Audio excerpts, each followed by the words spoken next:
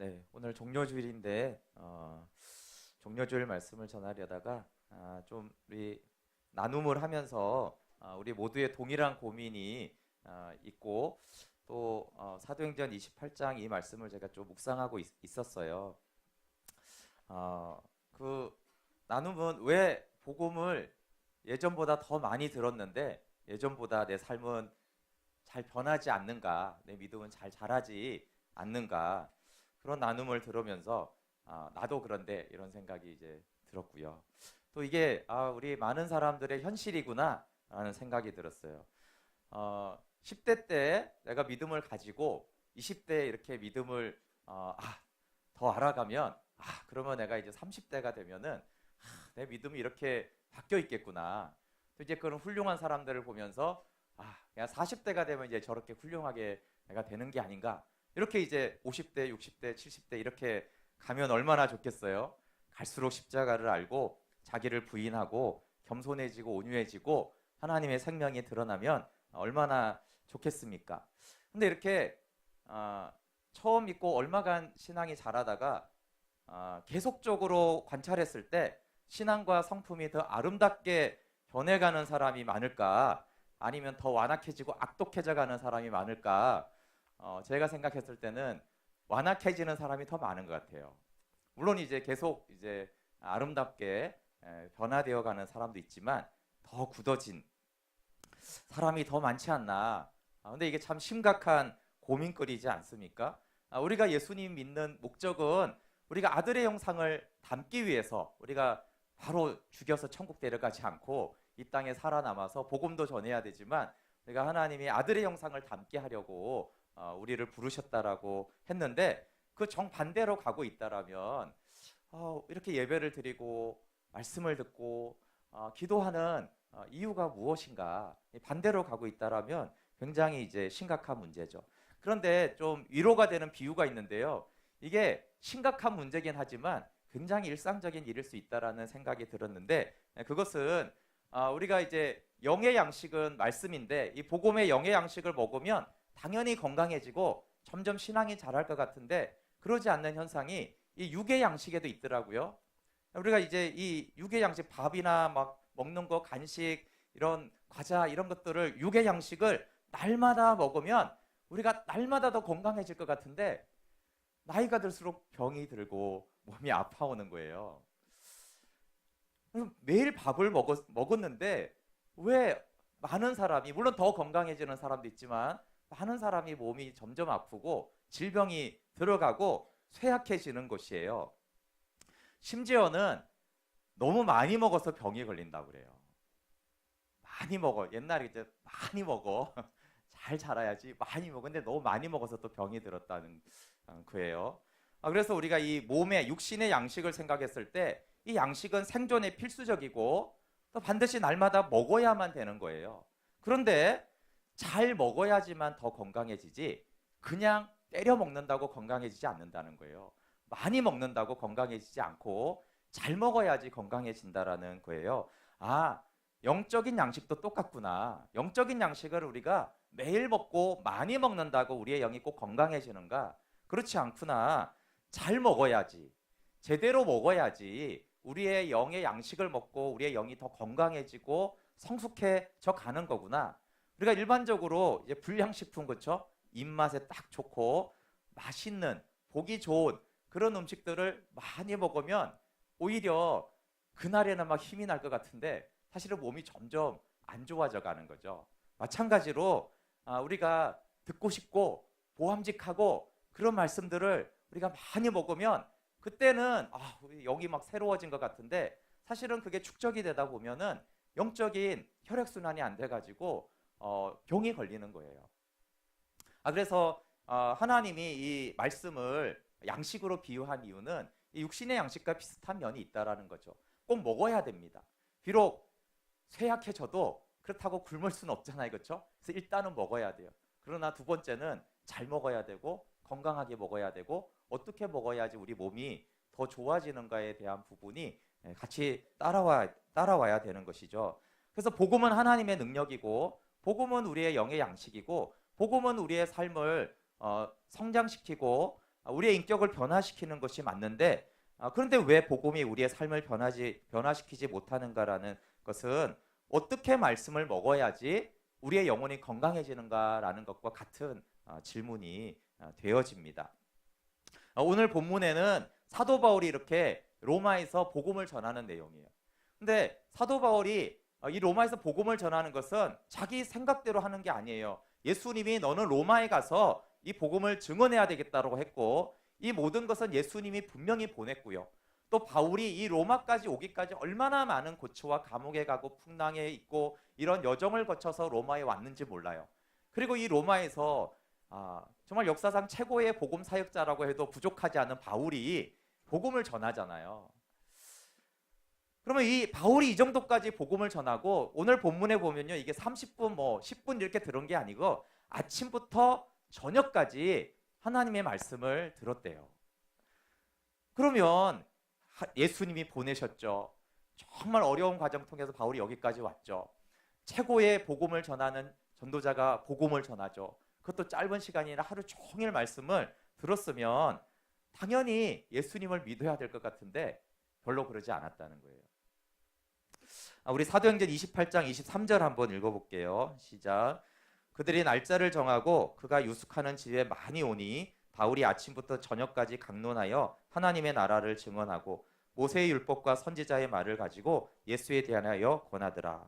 네, 이들이 이제 유대인들이었기 때문에 바울은 하나님의 나라를 증언했고 이 구약 성경을 가지고 예수님을 다 전했어요. 왜냐하면 유대인들이 구약을 잘 아니까 구약을 통해서 예수님이 누구신지를 예수님이 그리스도시고 예수님이 하나님의 아들인 것을 성경을 가지고 증언했습니다. 그리고 이제 고린도전서 15장 3절을 보면 그가 성경대로 그리스도께서 우리를 위해 죽으시고 장사 지난 바 되었다가 성경대로 사흘 만에 다시 살아나사라고 한 것처럼 성경으로 예수님의 십자가 죽음과 장사된과 부활도 당연히 전했을 것이에요. 그리고 바울은 성령의 능력으로 전한 것이죠. 예수님이 보냈고 바울이 뭐 자기 지혜와 설득이 아니라 성령의 능력으로 지금 복음을 전하고 있어요. 그럼 이 정도 되면 당연히 모든 사람들이 예수님 믿고 그 하나님의 나라에 들어가야 되는데 결과는 거의 반반이었어요. 통계로 나오진 않지만 24절 한번 보시면 그 말을 믿는 사람도 있고 믿지 아니하는 사람도 있어 이렇게 됐어요. 그리고 끝까지 나뉘어진 채로 저녁에 흩어졌어요. 왜 이렇게 하나님이 보내셨고 성령이 증거하고 정말 너무나 바울처럼 분명하게 복음을 전하는 사람이 있겠습니까? 그런데도 누구는 믿고 누구는 믿지 않는 이런 현상은 왜 일어날까요? 왜 동일한 말씀을 듣고도 믿지 않았을까 하는 거죠. 근데 이제 오늘 바울이 왜 그들이 믿지 않았는지를 설명해 주고 있어요. 이것이 이제 우리가 왜 믿지 않는지, 왜 우리가 변화되지 않는지에 대한 설명이기도 합니다. 그러면서 바울은 좀 이해하기 어려운 이사야의 말씀을 인용을 하는데요. 이사야서 한번 6장 8절 한번 좀 찾아보실래요? 하나님이 이제 이사야를 부르셨죠. 정말 놀라운 방법으로 성전에 임하셔서 거룩함으로 임하셔서 이사야를 이렇게 쭉 부르셨어요. 죄를 사해 주시고 그러면서 내가 누구를 보내면 누가 우리를 위하여 갈꼬라고 했어요. 이사야 6장 8절 한번 읽어볼게요. 6장 8절 시작. 내가 또 주의 목소리를 들으니 주께서 이르시되 내가 누구를 보내며 누가 우리를 위하여 갈꼬 하시니 그때 내가 이르되 내가 여기 있나이다 나를 보내소서 하였더니. 여러분, 하나님이 선지자를 부르셨다라는 것은 하나님의 말씀을 전해서 이 백성의 죄를 드러내어 회개해서 하나님께 돌아오게 하는 것이 선지자의 사명 중에 핵심 중에 핵심이에요. 그건 뭐 두말할 필요도 없는 거예요. 그렇게 이제 선지자를 부르시는데 이렇게 좀 상상을 해보면요, 주님이 이제 지금 하나님과 이사야 둘밖에 없는데 하나님 뭐라고 하세요? 내가 누구를 보내며 누가 우리를 위하여 갈꼬? 그러면 이사야가 얼마나 부담되겠어요. 아니 사람 많이 두고 누가 나를 위해서 갈꼬 그래야지 혹시 제가 갈래나? 이럴 텐데 아니 한 명 놔두고 누가 나를 위해서 갈꼬? 누가 우리를 위해서 갈꼬? 이러면 제가 얼마나 부담되겠어요. 뻔히 나한테 하는 말씀이구나. 근데 뭐 진짜 막 거룩과 영광으로 나타났는데 여기서 뭐 싫어요 할 수도 없을 거고 이제 뭐 농담이지만 굉장히 이제 그럼 저를 보내셔서 이렇게 또 누가 있겠어요? 한 명밖에 없는데 그 앞에 두고 이렇게 계속 이렇게 부담스럽게 쳐다보시면서 누가 나를 위해 갈 거 그러면 예, 제가 가야죠. 뭐 이렇게 하지 않았겠어요? 네. 그래서 하나님이 부르신 거죠. 그것도 부담스럽게 부르셨어요. 뭐 좀 피해 갈 길도 없이 한 명 지정해서 불렀는데 어떡하라고요. 그래서 이사야가 너무 착하니까 네, 주님 저를 보내십시오. 선지자의 길이 정말 쉽지 않은 길인데도 제가 가겠습니다. 이렇게 순복했어요. 그럼 이렇게 주님 부담스럽게 부르시고 이렇게 그 자리에서 바로 순복을 하면 좀 희망적인 말씀을 해주셔야 되는 것이 좀 하나님도 좀 양심이 있으시면 그래야 되잖아요. 정말 이사야 너 진짜 기특하다. 네가 순종했으니 너는 가서 순종만 해라. 내가 가서 다 일할 거야. 너는 가서 전하기만 해. 그럼 사람들 다 회개할 거니까 가서 전해라. 이런 말씀을 하셔야 되는데 주님이 너무 양심 없는 말씀을 하시는 거예요. 굉장히 황당한 말씀이 9절하고 10절에 있습니다. 한번 읽어볼게요. 9절 10절 시작. 여호와께서 이르시되 가서 이 백성에게 이르기를 너희가 듣기는 들어도 깨닫지 못할 것이요 보기는 보아도 알지 못하리라 하여 이 백성의 마음을 둔하게 하며 그들의 귀가 막히고 그들의 눈이 감기게 하라. 염려하건대 그들이 눈으로 보고 귀로 듣고 마음으로 깨닫고 다시 돌아와 고침을 받을까 하노라 하시기로. 네, 가서 설교를 해야 되는데 설교 내용이 뭐냐면요. 이런 거죠. 여러분은 들어도 듣지 못할 것입니다. 보아도 보지 못할 것입니다. 깨닫지 못할 것입니다. 끝입니다. 이게 이제 설교할 내용을 주신 거예요. 여러분 제가 이렇게 설교하고 내려오면 여러분 뭐라고 생각하겠어요? 정말 착한 사람은 원만한 거지만 완악한 사람은 정말 재수없는 말을 했네 이러겠죠. 무슨 저런 재수없는 설교가 있어. 뭘 보아도 보지 못하고 들어도 듣지 못해. 그게 결론이니까요. 심지어 이제 사명이 뭐냐면 너는 이 백성의 마음을 둔하게 해라. 귀를 막아버려라. 그들의 눈을 감기게 하라는 거예요. 이게 이사야가 받은 말씀이에요. 그러면서 하나님이 염려하는 것이 있는데요. 그들이 혹시 눈으로 보고 귀로 듣고 마음으로 깨달아 다시 돌아와 고침을 받을까 내가 염려가 된다. 아니 들어도 듣지 못하고 보아도 보지 못할 걸 뭐하러 가서 전하라고 합니까? 시작 자체가 말이 안 되잖아요. 아니 안 들을 거를 가라고 전하라고 하는 것 자체가 모순이잖아요. 그리고 이사야는 이 듣지도 않는 말을 전하느라고 정말 경상도 말로 쇠가 빠지게 전했거든요. 50장 6절에 보면 이렇게 돼서 나를 때리는 자들에게 내가 등을 맡기며 나의 수염을 뽑는 자들에게 나의 뺨을 맡기며 모욕과 침뱉음을 당하여도 내 얼굴을 가리지 않았다. 이사야는요 이 말씀 전하느라고 뺨 맞고 수염 뽑히고 때림을 당했어요. 다 맞았어요. 근데 그렇게 매맞아가며 수치를 당하며 말씀을 전했는데 그 결과가 안 들을 거고 깨닫지 못할 거고 완악하게 될 거라는 거예요. 아니 이렇게 선지자를 보내시면 하나님이 되겠습니까? 순종했으면 뭔가가 있어야 될 거 아니에요. 근데 이사야는 사명을 마음을 둔하게 하고 기가 막히고 눈이 감기게 하라. 아니 마음을 가난하게 하고 귀를 열어서 눈을 뜨게 하라. 이런 사명을 주셔야죠. 그것도 어려운데 그렇죠? 그래도 희망적인 메시지잖아요. 한 명이라도 눈을 뜨면 그 소망이라도 있지 않습니까? 그리고 하나님이 염려하는 것은 그들의 눈으로 보고 귀로 듣고 마음으로 깨달아 다시 돌아와 고침을 받는 거라는 거예요. 아니 하나님 마음이 마음으로 깨닫고 고침 받는 거 아닌가? 하나 우리가 고침 받는 거 원하지 않는가? 이런데 고침 받을까 봐 내가 염려가 된다. 이렇게 이제 하나님이 말씀하는 거죠. 근데 이사야가 참 순전한 사람인 것 같아요. 나 같으면 그럴 거면 뭐 하러 보냅니까? 갈 필요 없네요. 이렇게 이제 할 텐데 이사야 그러지 않고요. 왜 그런가요? 이렇게 묻지 않고요. 언제까지 그렇게 되냐고 물어봐요. 하나의 본심을 아는 거죠. 언제까지입니까? 그러니까 11절 12절 읽어볼게요. 시작. 내가 이르되 주여 어느 때까지이니까 하였더니 주께서 대답하시되 성읍들은 황폐하여 주민이 없으며 가옥들에는 사람들이 없고 이 토지는 황폐하게 되며 여호와께서 사람들을 멀리 옮기셔서 이 땅 가운데 황폐한 곳이 많을 때까지니라. 계속 그런 게 아니고요. 때가 있는데 이사야가 참 지혜로운 질문을 한 거죠. 언제까지냐면 이 땅이 황폐하게 되고 사람들이 멀리 쫓겨날 때까지 그렇게 될 것이다 라고 말씀하신 거예요. 사실 이 기간이 너무 길기 때문에 이사야 입장에 너무 힘든 거죠.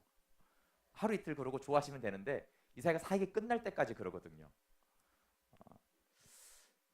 정말 주님은 좀 무지막지 하시죠. 여러분 마가복음 4장 11절 12절 한번 찾아볼게요. 근데 예수님이 이 말씀을 인용을 많이 하세요. 인용을 하시면서 동일하게 예수님도 그렇게 말씀을 하시는데 이 말씀만 보면 마치 예수님은 우리로 하여금 믿지 못하게 하시는 하나님처럼 말씀하세요. 마가복음 4장 11절 12절 4장 11절 12절 읽어볼게요. 시작. 이르시되 하나님 나라의 비밀을 너희에게는 주었으나 외인에게는 모든 것을 비유로 하나니 이는 그들로 보기는 보아도 알지 못하며 듣기는 들어도 깨닫지 못하게 하여 돌이켜 죄사함을 얻지 못하게 하려 함이라 하시고. 아니 이럴 수가 있습니까? 예수님이 들어도 깨닫지 못하게 해서 죄사함을 받지 못하게 하려고 내가 일부러 비유로 얘기했다 이러는 거예요. 약간 배신감을 느끼시지 않나요? 요한복음 12장 39절 한번 찾아보실래요? 같은 말 비슷한 말씀이 있습니다. 요한복음 12장 39절입니다. 예수님이 그들이 왜 믿지 않는지를 말씀하는 부분인데요. 요한복음 12장 39절 읽어볼게요. 시작. 그들이 능히 믿지 못한 것은 이 때문이니 곧 이사야가 다시 일렀을 때 계속 그들의 눈을 멀게 하시고 그들의 마음을 완고하게 하셨으니 이는 그들로 하여금 눈으로 보고 마음으로 깨닫고 돌이켜 내게 고침을 받지 못하게 하려 함이라 하였음이더라. 왜 믿지 못했는지 하면 그들의 마음을 완악하게 완고하게 하셨었기 때문에 믿지 못했다는 거예요. 그러니까 하나님이 그들의 눈을 멀게 하셨고 하나님이 그들의 마음을 완고하게 하셨기 때문에 그들이 믿지 못했다는 거죠. 마음으로 돌이켜 고침을 받을까 못하게 하려고 고침 못 받게 하려고 그렇게 했다는 거예요. 이런 말씀이 계속 우리가 너무 아는 하나님의 말씀들하고 너무 충돌이 되는 말씀이죠. 근데 이 부분을 예수님이 왜 하나님이 그렇게 하시는지 설명한 부분이 마태복음 13장에 있어요. 한번 찾아보실래요? 이 같은 이사야를 인용하시면서 예수님이 왜 그러면 하나님은 고쳐주려고 하지 않는가? 왜 하나님이 굳이 백성들의 마음을 완악하게 하시는가에 대한 설명이 마태복음 13장 13절에서 16절 같이 읽어볼게요. 13장 13절 읽어볼게요. 시작. 그러므로 내가 그들에게 비유로 말하는 것은 그들이 보아도 보지 못하며 들어도 듣지 못하며 깨닫지 못함이니라. 이사야 예언이 그들에게 이루어졌으니 일렀으되 너희가 듣기는 들어도 깨닫지 못할 것이요 보기는 보아도 알지 못하리라. 이 백성들의 마음이 완악하여져서 그 귀는 듣기에 둔하고 눈은 감았으니 이는 눈으로 보고 귀로 듣고 마음으로 깨달아 돌이켜 내게 고침을 받을까 두려워함이라 하였느니라. 그러나 너희 눈은 봄으로 너희 귀는 들음으로 복이 있도다. 여기 이제 하나님 왜 사람들의 마음을 완악하게 했느냐 하면요, 이미 말씀을 듣는 자의 마음이 완악해져 있는 상태라는 거예요. 이미 완악해져 있어요. 그래서 이미 듣기를 싫어하고 눈으로 하나님의 뜻을 알면 감아버린다라는 거예요. 그래서 지금도 귀로는 듣고 있는데 이미 마음으로는 듣지 않기로 결정한 사람들이 있는 거죠. 예수님 복음을 전할 때도 바울이 전할 때도 귀로는 듣는데 마음으로는 듣지 않기로 결정한 사람들에 대해서 말하는 것이에요. 그래서 그러면 왜 마음을 완악하게 해서 듣지 않으려고 할까요? 아니 왜 보러 와서 안 볼까요? 들으러 와서는 왜 안 들을까요? 졸려서 이해가 안 가서 그러면 다행인데 그렇지 않다는 거예요. 왜 들으러 와서 안 듣고 보러 와서 보지 않느냐 하면 만약에 하나님의 말씀을 하나님이 어떤 분인지 대략은 아니까요. 마음으로 진짜 깨달아 돌이켜 하나님께 고침을 받을까 봐 굉장히 두려워한다는 거예요. 하나님을 내가 진짜 만나서 진짜 변하면 어떡하지? 그 굉장한 두려움 때문에 눈을 감는 거죠. 그럼 진짜 원하는 건 뭘까요? 진짜 원하는 건 이런 거죠. 적당히 깨닫고 적당히 은혜 받아 적당히 변화되기를 원하는 거예요. 근데 하나님은 완전하시기 때문에 완벽하시기 때문에 순전하시기 때문에 적당히를 잘 못하세요. 그러니까 적당히 하셔야 되는데 하나님이 너무 완전하게 하실까 봐 두려운 거죠. 근데 하나님의 평가가 중요한데요. 이렇게 적당히 은혜 받고 적당히 깨달아 적당히 변화되는 그 마음에 대해서 하나님이 보시는 관점이 중요한데, 하나님이 그 마음을 어떻게 보시냐면, 네 마음이 진짜 완악하구나, 진짜 깨닫고 온전히 고침받기를 싫어하는 완악한 마음이구나 라고 보시는 거예요. 그래서 하나님이 어떤 조치를 취하냐면, 그 이미 완악한 마음을 하나님 말씀을 들어왔다는 부드러운 마음으로 착각하는 거는 안 되겠다. 그러니까 이미 완악하니까 아예 내가 완악하게 해줄게. 이미 눈을 감으려고 하니까 아예 감기게 하고, 이미 듣기 싫어하니까 아예 못 듣게 내가 해주겠다. 계시록 말씀과 비슷한 거는요, 차든지 뜨겁든지 분명히 하라는 거예요. 미지근한 상태를 말하는데, 우리는 미지근한 걸 굉장히 좋아하는데, 그럼 하나님은 미지근한 걸 미지근하다고 하지 않고요, 미지근한 거는 완악하다고 보는 거예요. 그러니까 그러면 네가 차든지 덥든지 해야 되지 않겠느냐? 그럼 네가 찬 쪽으로 기울었으면 아예 그냥 차갑게 내가 해주겠다. 그럼 네가 뜨거운 쪽으로 기울었으면 나는 너를 뜨겁게 해주겠다라는 거예요. 그런데 이 미지근한 상태, 안 들으려고도 하는 것도 아니고 들으려고도 하는 것도 아니고 안 깨달으려고도 하는 것도 아니고 깨달으려고도 하지 않고, 고침을 받고 싶지만 고침 받고 싶지 않은 이 미지근한 마음의 상태는 완악한 상태고, 그건 결국 듣지 않는 상태고, 그래서 눈을 감아버린 상태인데, 너희들은 적당한 마음을 가지고 나는 듣고 있는데요, 하나님, 나는 볼 건데요, 저는 깨닫고 싶은데요, 이렇게 자꾸 혼돈으로 오니까 그 미지근한 상태라면 아예 그냥 완악하게 해서 아예 듣지 못하게 하겠다. 그래서 너희의 마음이 차갑다라는 것을 너희가 알 수 있도록, 차가운지 알아야 깨닫고 돌이켜 뜨거운 마음으로 돌아오니까, 미지근한 상태는 절대로 자기 상태를 모르고 회개를 못하니까 아예 내가 차갑게 해줄게, 아예 내가 완악하게 해줄게, 철저하게 그래서 심판받고 황폐하게 해줄게. 그래야 너희가 완악한 마음이지, 너희들이 자꾸 미지근한 상태를 하나님, 나는 하나님 말씀 너무 사랑해서 들었는데요, 그렇게 말하면 안 되니까 하나님이 그렇게 하셨다라는 거예요. 바울도 그렇게 설명하는 것이에요. 여러분, 사도행전 28장 26절부터 27절에 보시면 예수님과 똑같이 이제 이 바울이 이사야 말씀을 인용합니다. 28장 26절 27절 읽어볼게요. 시작.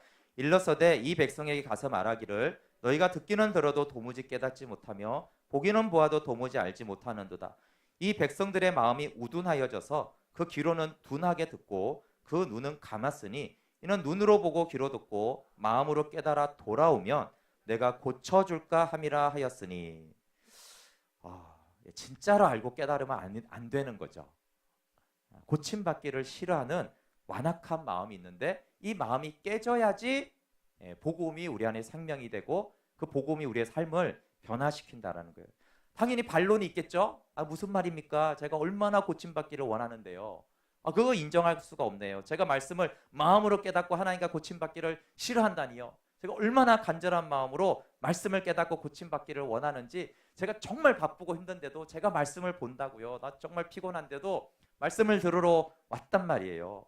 아니, 내가 고침을 받기 싫어한다면 내가 왜 그 피곤한 시간에, 때로는 너무 오기 싫은 마음이 들어도 내가 그것을 꺾고 왜 이 자리에 와서 하나님의 말씀을 내가 보겠습니까? 듣겠습니까?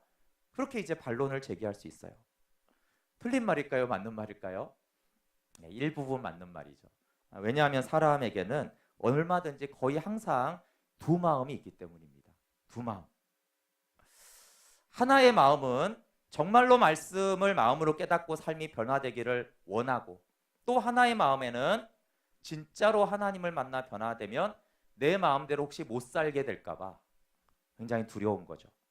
우리는 하나님을 왕의 왕으로 주권자로 인정하고 고백하지만 동시에 또 한 마음은 하나님을 굉장히 통제하기를 원합니다. 그래서 하나님은 내가 원하는 만큼 나를 만나줘야 되고, 내가 원하는 때에 나를 만나줘야 되고, 내가 원하는 방식으로 나를 만나줘야 되고, 내가 원하는 만큼만 고쳐줘야 돼요. 그래서 내가 원하는 만큼만 내 삶에 개입하기를 원하는 거죠. 그래서 하나님이 너무 적게 내 삶에 가입하는 것도 매우 불편하며, 하나님 내 삶에 지나치게 관여하는 것도 굉장히 싫어해요. 딱 내가 원하는 그만큼만. 너무 지나치게 변화시켜도 안 되고요. 너무 지나친 은혜를 줘도 안 돼요. 그러다가 선교사 가면 어떻게 해요? 큰일 나잖아요. 그러니까 딱 정한 만큼만 줘야 돼요. 근데 또 너무 저를 안 변화시키면 안 돼요. 그럼 막 승질을 내고 맨날 싸우고 죄를 범하고 막 정죄감이 들잖아요. 그러니까 너무 안 변화시키면 안 되시고 너무 변화시키면 안 되시고 내가 딱 원하는 게 있어요. 다 있어요. 딱 요만큼만 하셔야 되는 거예요. 그렇게 하나님을 딱 통제를 해가지고 그 이상 하시면 안 돼요. 그리고 적게 하시면 왜 하나님 사랑이라면서 왜 이렇게 관여를 안 하세요? 이렇게 하시고요. 너무 지나치시면 오버하시면 안 되죠. 하나님 제 동의 없이 자유의지를 주셨다면서요. 제 자유의지를 존중하셔야죠. 그렇게 함부로 침입하시면 안 되시죠. 그렇게 마음대로 고치시면 안 돼요. 이런 식으로 막 제재를 가하는 거예요. 그럼 복음을 진짜 깨닫고 바울과 똑같은 삶을 살고 싶은 자로 변하고 싶은가? 그렇지 않죠. 우리는 바울을 묵상하면 정말 훌륭한 분이야. 존경스러워. 이렇게 믿어야지. 묵상하고 주여 은혜 받았어요. 그런데 그러면 하나님이 너 바울처럼 살래? 그건 아니죠. 하나님. 살고 싶은 건 아니고요. 제가 무척 존경합니다. 무척 닮고 싶습니다. 닮고 싶으면 그렇게 살지. 그건 아니고요. 그냥 닮고 싶다고요. 닮고 싶은 거지 그렇게 살고 싶은 건 절대 아니에요. 예수님을 너무 닮고 싶잖아요. 그러면 하나님 내 아들 예수처럼 살래? 그건 아니죠. 머리에 둘 곳은 있어야죠. 그리고 십자가는 너무 하잖아요. 저는 좀 이렇게 새끼손가락만한 십자가를 주시고 예수님처럼 큰 십자가는 안 되죠. 예수님 너무 사랑하고 따르고 싶어요. 그러니까 전혀 닮고 싶고 존경하고 따르고 싶은 마음까지는 있지만 정작 그렇게 살 거냐 그러면 그건 절대 싫은 거예요. 우리 최춘선 할아버지 동영상 많이들 보셨죠? 제가 이제 또 얼마 전에 이걸 다시 보고 그 관련된 걸 다 봤는데 너무 다시 좀 감동이 있고 좀 좋았어요. 한번 여러분 그 동영상을 한번 보시면서 정말 이분이 완전 고침을 받은 사람처럼 살거든요. 선지자 같이 신비하게 사시는데 한번 5분 40초짜리니까 한번 보겠습니다. 제가 다시 이분을 보니까 좀 친근하게 느껴지더라고요. 예전에는 좀 신실하지만 좀 고집센 분이 아닌가 이런 생각이 들었는데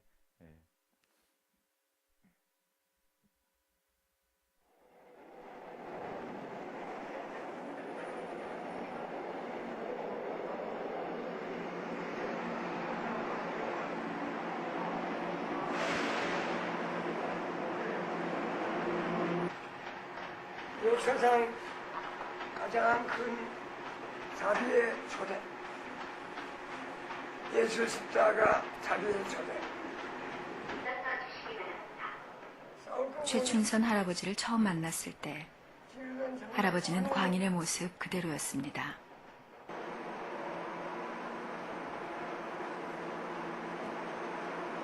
선생님은 성공했습니다. 앞으로도 크게 성공하십니다.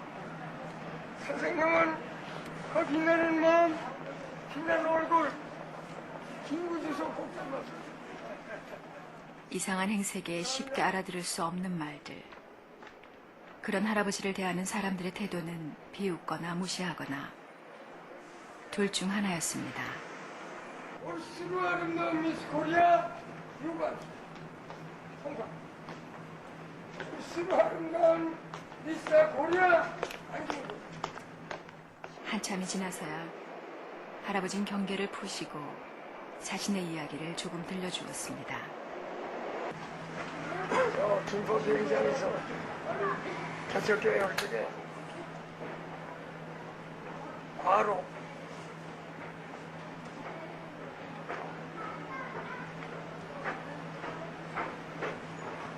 할 수 없는 병에 걸려서 위태로웠는데 절망적인 소망으로 한량없는 영광 중에 기회를 보자 그 찬송 가지시면서 병도 고쳐주시고 살려주시고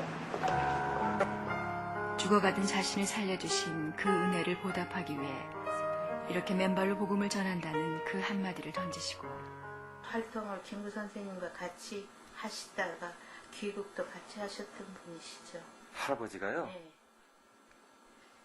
그렇게 독립투사로 활동하셨던 분이라 좀 그 독특한 그 뭐가 있잖아요. 예, 우리나라에서. 예, 그러한 정신을 그대로 신앙적인 면에 접목시켜서 저렇게 예, 활동하시니까 정파라 할까 예, 개파에 들어가서 이러시지 않고 지금까지 독립적으로 저렇게 전도하시니까 외롭긴 하시죠.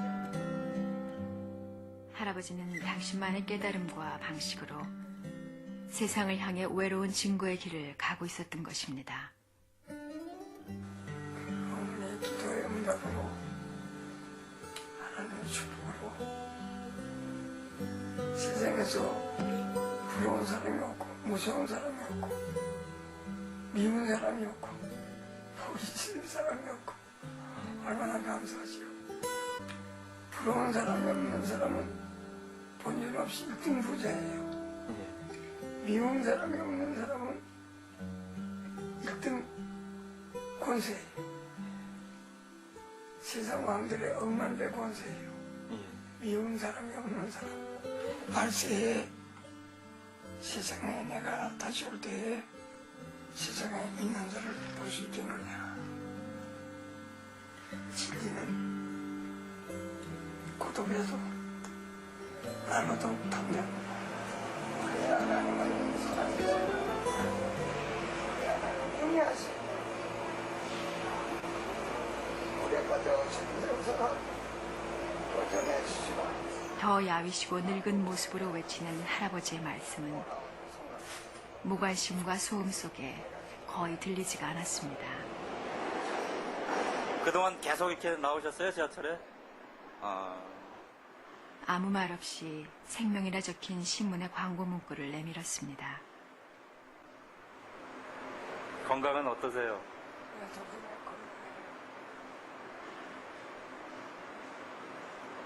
전보다 좀 몸이 안 좋으신 것 같은데 괜찮으세요? 그때 처음으로 할아버지의 거친 발을 만져보았습니다. 왜 그랬는지 그저 만지고 싶었습니다.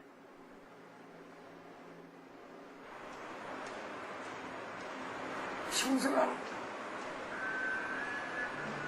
여기 가운데 하나에 할아버지는 갑자기 이 말을 남기시고 도망치듯 지하철을 타셨습니다.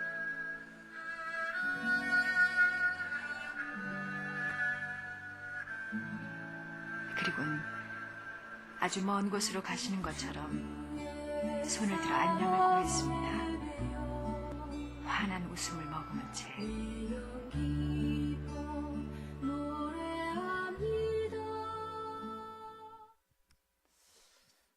네. 어떻게 보셨는지 모르겠는데요. 이분이 1960년대에 자기 집에 자가용이 5대가 있었다고 하고 또 김포 비행장 일대에 약 5만 평 정도를 상속받은 아주 갑부였습니다. 일본 동경 유학을 했고 가가와 도요히코라는 아주 훌륭한 목사님에게 세례를 받았고요. 5개국어를 하고 뭐 젊었을 때는 이제 선교사들 오면 영어 할 줄 아는 사람이 많지 않으니까 통역도 하고 또 부흥사로 말씀도 전했던 그런 분이에요. 근데 이분이 어느 날 말씀을 보다가 마음으로 깨달은 거예요. 그리고 하나님께 그 마음이 온전히 고침을 받고 완전 삶이 바뀐 거예요. 그래서 그 많던 재산과 땅들을 다 나누어 주었죠. 이렇게 많을 때는 하루에 2,000명을 자기의 돈으로 이렇게 먹였다라고 그래요. 그리고 뭐 노숙자, 결핵 환자, 정신병 환자 있으면 만나면 다 집으로 데려와 가지고 그렇게 보살피고 고아들을 키웠습니다. 그리고 이제 50년 동안 이렇게 맨발로 다니면서 죽는 날, 이 마지막 날 건강 괜찮으세요? 그러니까 괜찮아요. 이렇게 손 흔들고 그날 전철 안에서 돌아가시거든요. 전도하다가. 근데 그분의 그 찬송가에 보면 9월 8일 망 이렇게 써 있어요. 잘 죽을 날짜도 알고 있었어요. 그러니까 죽을 때 어떻게 하나님께 고백하는 것도 다 써놓으시고 제가 죽을 날짜를 말하시고 그렇게 나가지 말라고 하는데 사명은 각자요 이러면서 전도하시다가 돌아가신 거죠.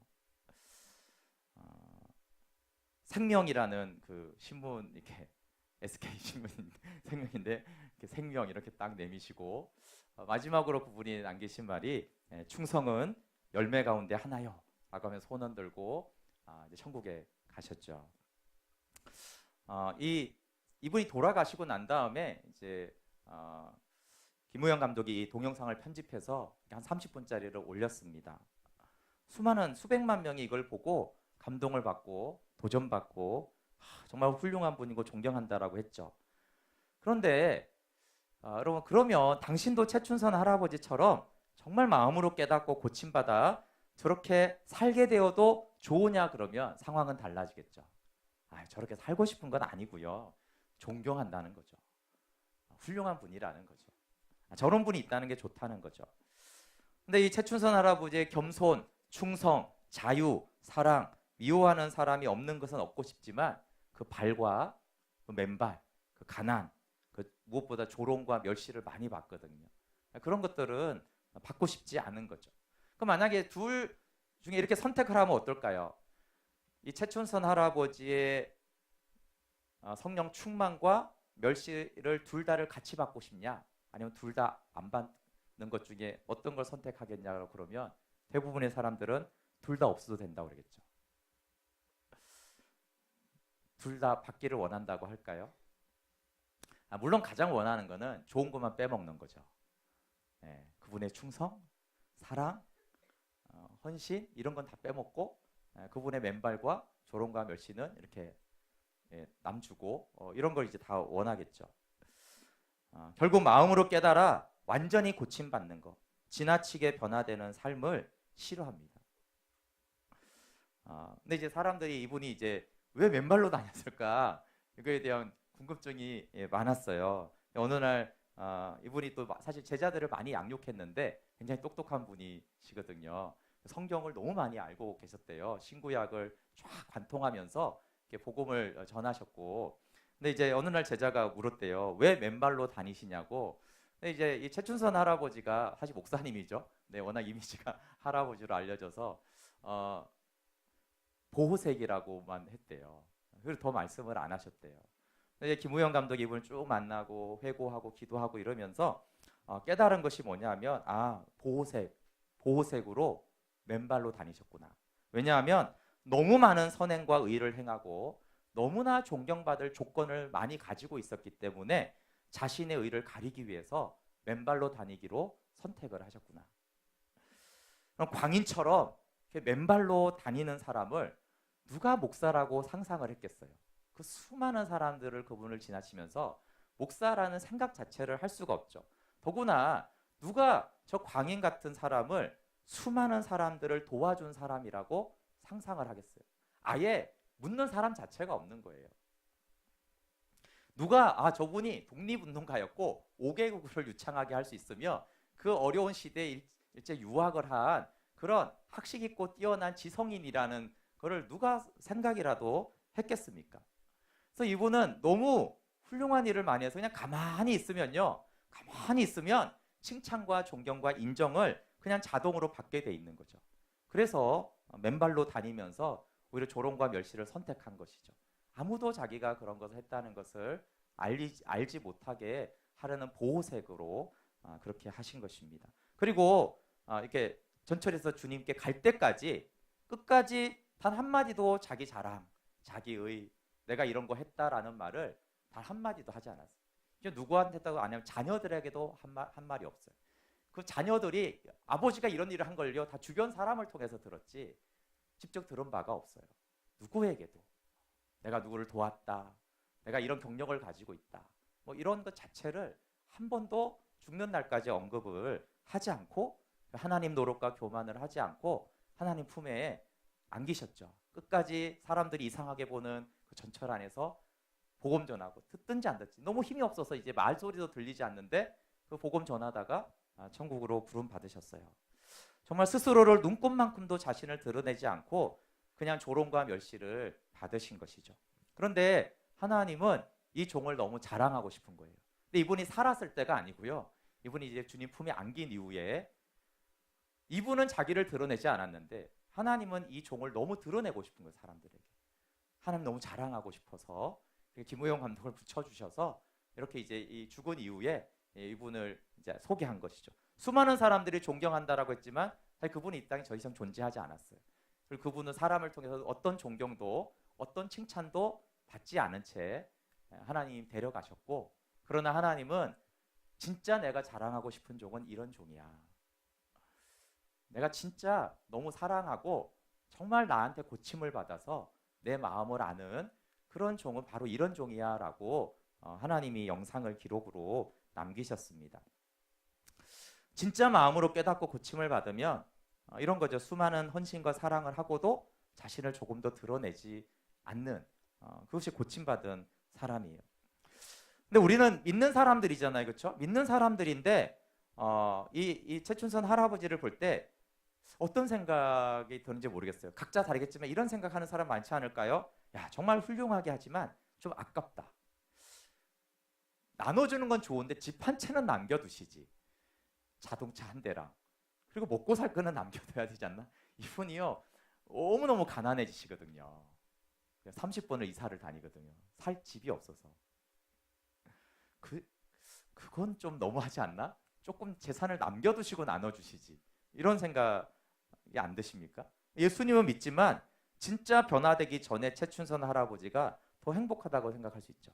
왜냐하면 예수님 믿는 순간 저렇게 된 게 아니고요. 이분이 믿으시고 한동안 헌신됐지만 이렇게 어느 정도 사시다가 한 번 어떤 변화를 말씀을 읽다가 이렇게 변하세요.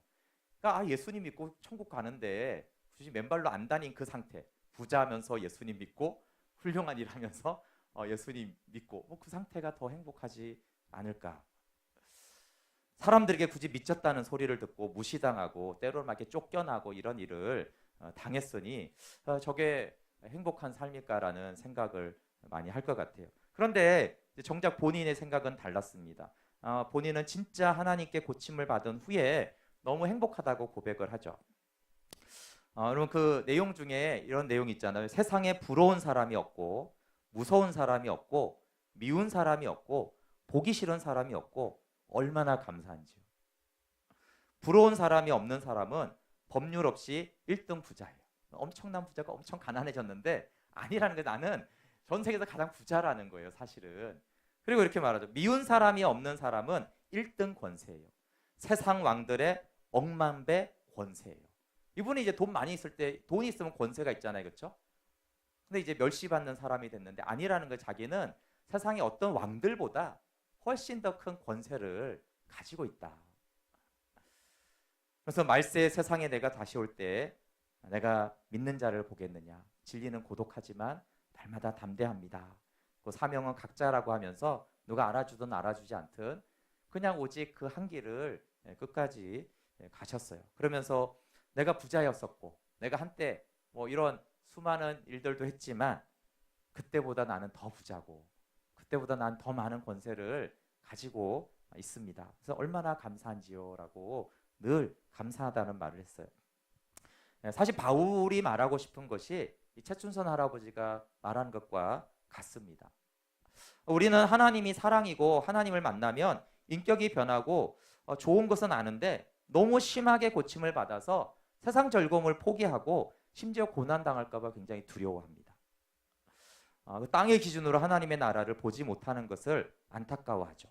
우리는 원하지 않는 바울의 삶이지만 그러나 바울은 어떨까요? 바울이 만약에 우리는 한번 천국 가지만 다시 이 삶을 살게 된다면 바울은 다른 삶을 선택했을까요? 내가 첫 번째 삶을 너무 은혜 받아서 너무 고생 많이 한 것 같아. 두 번째 삶은 좀 안전한 안전빵의 선교 사역을 해야겠다. 이렇게 생각을 했을까요?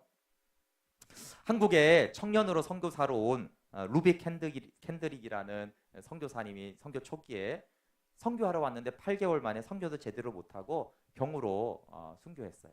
그분의 묘비명이 양화진에 이렇게 돼 있습니다. 내게 줄 수 있는 1000번의 생명이 있다면 나는 그 1000번의 삶을 한국을 위해 바치겠다.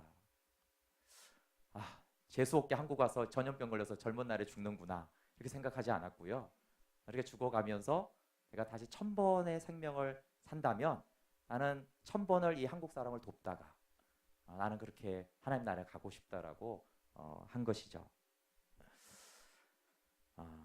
뭐 사실 순종 안 하는 사람 하나님 억지로 사실 보내지도 않고 맨발로 다니게 하지도 않는데 이런 질의 겁을 먹고 질의 고침받을까 봐 두려워합니다. 이 결론을 내겠습니다. 여러분, 복음은 계속 듣는데 왜 복음이 나를 변화시키지 못할까요? 밥을 잘 못 먹었기 때문이죠. 입맛에 맞는 대로 먹는다고 건강해지지 않는다고 했습니다.